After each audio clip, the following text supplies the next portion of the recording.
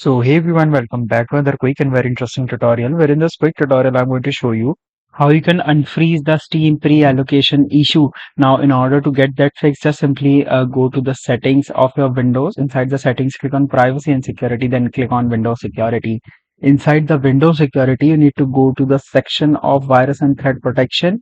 Now here inside the Windows security section, go to this option of protection history. Now inside here, make sure that the any of the file from the Steam is not here in the list one. If you find any file related to the Steam, just simply right click over there and allow that particular thread.